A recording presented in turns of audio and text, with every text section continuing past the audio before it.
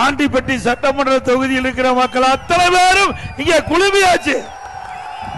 இந்த பூமியை அதிர்கின்ற அளவிற்கு மக்கள் வெள்ளம். ஆரவாரம் எழுச்சி அடுத்த ஆண்டு நடைபெறுகின்ற சட்டமன்ற பொதுத் தேர்தலில் ஆண்டிப்பட்டி சட்டமன்ற தொகுதி அதிமுக வெற்றி உறுதி செய்யப்பட்டு விட்டது.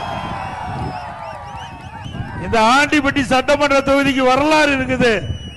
பொன்மனச்செம்மல் புரட்சி தலைவர் எம்ஜிஆர் நின்று வெற்றி பெற்ற தொகுதி.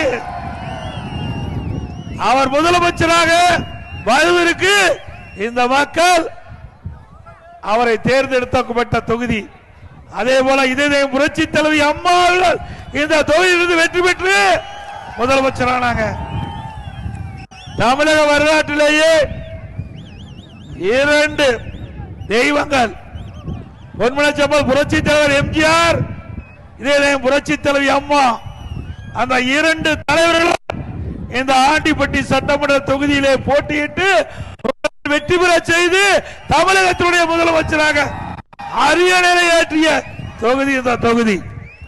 இது அனைத்து இந்திய அண்ணா திராவிட முன்னேற்ற கோட்டை, எக்கு கோட்டை.